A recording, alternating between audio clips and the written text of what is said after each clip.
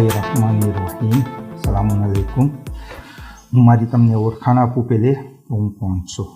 હું વિસ પ્રેસિડન્ટ છું આક્સિયામનો, એસોસિએશન કોજા શેષનાસી de Madagascar. 15 શાબાનના હું નોમે થયો હતો ને આ 15 શાબાન સુધી મારા તકરીબન 12 મહિના થશે. મારું નામ છે યાસીન રઝા અસ્ગર અલી ગુલામસન પંજુ ને ઘણું શીખું છું ને ઘણું શીખવાનું છે હજી મને આની અંદરમાં. હું આજે શેનિલાબેનને માંગણી કર્યું હતું કે મારું એક ઇન્ટરવ્યૂ લઈએ સોલિડારિટી ડેમાં, parce que એક જમાનો એવો હતો કે જ્યારે હું મોરોંદામાં રહેતો હતો તો આ ફંડ નીકળ્યું હતું ને મને આની અંદરમાં બહુ શંકા હતી એમ કે આ આપણે પૈસા બધે અહીંયાથી કોલેક્ટ થાય છે ને આફ્રિકા ફેડરેશનને હાઈલાઇટ થાય છે ને આફ્રિકાવાળા આ પૈસાને વાપરે છે ને ઉપયોગમાં લે છે.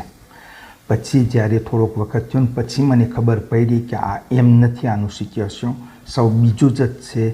આ દિવસને vraiment મહત્વ લખવા માટે, મોટું કરવા માટે આ લોકો મેં આ દિવસને ઓલું કર્યું છે સોલિડારિટી ડે. આ પેલું છે કે આ 12મા ઇમામનો દિવસ છે. આની અંદરમાં જેટલા ફંડ કોલેક્ટ થાય છે આખા મડાગાસ્કારમાં ને આખા આફ્રિકામાં એ બધે સેન્ટ્રલાઇઝે આફેડમાં થાય છે ને એ ફંડ પાછો ડિસ્પાચિંગ થાય છે બધી કોમ્યુનિટી બધે મડાગાસ્કાર કે સસવા રેયુનિયન, મોરિસ કે આફ્રિકા. એનું કારણ શું છે કે આની અંદરમાં આ પૈસાનું સુઇવન્ટ એટલે જે જરૂરિયાત છે જે કોમને એની આ લોકો પાછા એડે કરે છે. એટલે હું તમને એક્ઝામ્પલ દઉં કે હમણાં થોડાક વખત મોર એક ડોનેશન મળ્યો તો આફ્રિકા ફેડરેશનને અસ્યુરન્સ વી બારામાં. હવે જ્યારે અસ્યુરન્સ વી બારામાં ડોનેશન મળ્યા તો એને ડિસ્પાચિંગ કરવામાં આવ્યા કે 87 દારેસલામને મળે ને દુઝિયમ પોઝિશનમાં મડાગાસ્કારને 55 મળે એમ. એટલે ઓનામાં કે જેને જરૂરિયાત હોય તો આ લોકોને ગ્રાટ્યુમાં અસ્યુરન્સ વી કરી દઈએ એમ. તો તમને કહેવા માટે કે શું કામ છે આ ફેડનું આજે, કે એમ ના હોય કે આફ્રિકામાં પૈસા મળે તો આપણે બેનિફિશિયર ના થતા હોય કે આપણે એને વાપરી ના શકતા હોય, પણ જે રકમ આવે પહેલાં સેન્ટ્રલાઇઝે થાય ને પછી જેટલા આપણી આ કોતા હોય છે એ પ્રમાણે પાછા ડિસ્પાચિંગ થતા હોય છે. આ 12મા ઇમામ છે એ હવે તને ગેપ છે, પણ આમ જોવા જાય તો એ આપણા ઇમામ છે આજના. ને આ દિવસને એટલે લેવામાં આવે છે કે કહેવા માટે કે આપણે 12મા ઇમામની પછવાડે છે ને આપણે 12મા ઇમામને સાથ દેવા તૈયાર છે. ને આની અંદરમાં એમ નથી કે ના મોટી રકમ દેવાની છે, આમાં બધે નાના મોટા જે હોય બધે પાર્ટિસિપેટ કરી શકે છે, કે બૈરાઓ હોય કે જણ હોય કે છોકરાઓ હોય, પછી કે આપણા વક્તના ઇમામનો આપણે દિવસ લીધો છે ને જે વક્તના ઇમામનો જે મિશન છે આપણે એ મિશનને પૂરો કરી શકીએ.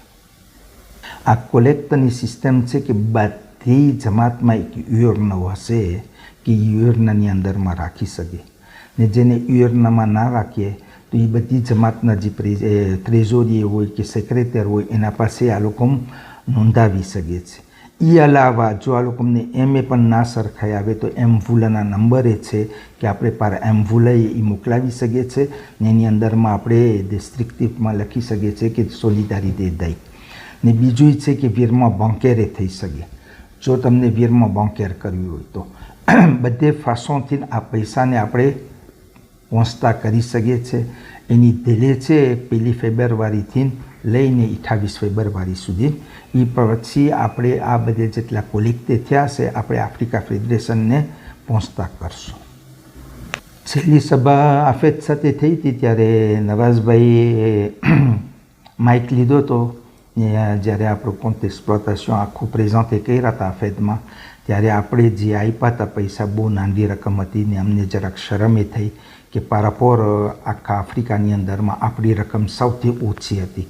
ઓર કે એક ટાઈમ હતો કે આપણી રકમ વધારે જતી હતી.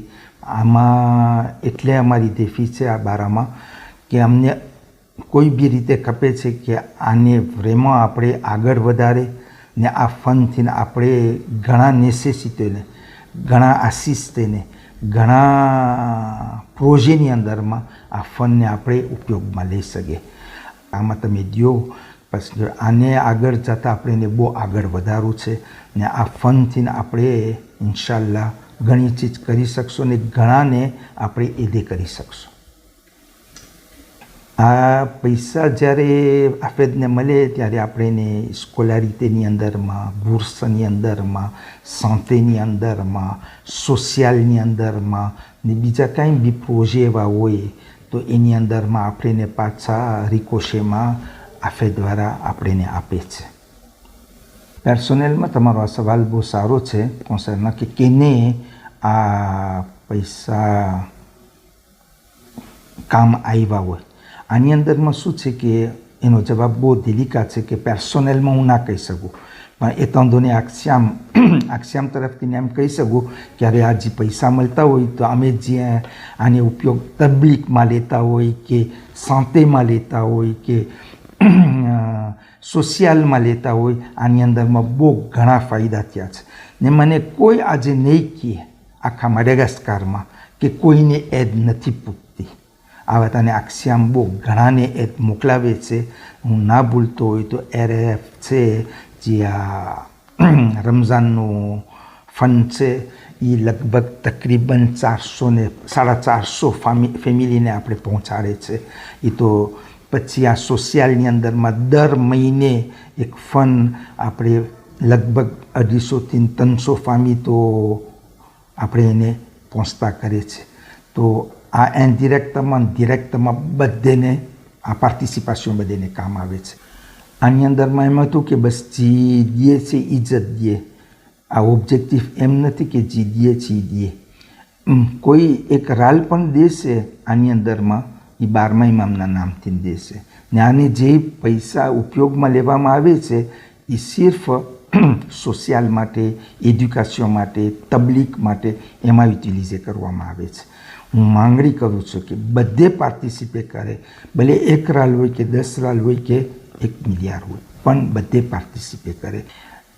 તમને એક એક્ઝામ્પલ આપું કે જો આપણા તરફથી $10,000 કે $20,000 આફ્રિકાને જતા હોય આ ફંડમાં, તો એનો અર્થ એ ના થયો હોય કે આપણે પાછા એમાંથી $5,000 આવે.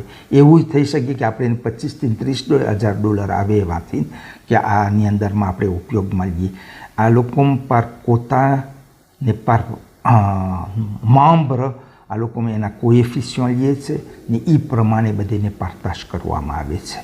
તો મને વધારે એમ હતું કે આ બધાને ખબર પડે કે આ પૈસા આફ્રિકામાં જ નથી વપરાતા, પણ આપણને પણ ફાયદો થાય છે આની અંદરમાં ને આપણા કોમમાં એ આની જરૂરિયાત છે. તો મને એમ હતું કે બધે જો પાર્ટિસિપેટ વધારે ભાગમાં થતા હોય તો એ વધારે ઈચ્છવાજોગ છે. આ નાનો વિડીયો કર્યો છે કે કોમને ખબર પડે કે ક્યાં જાય છે આ પૈસા. કાંઈ બી સવાલ હોય તો મુજ સેવકને બોલાવી શકે છે ને આની અંદરમાં હું જવાબ આપી શકીશ. ને હું તમારો શુક્ર ગુજાર છું કે તમે મને સાંભળ્યા ને સમજ્યા હશો. ઇન્શાલ્લાહ. અલ્લાહ હાફિઝ.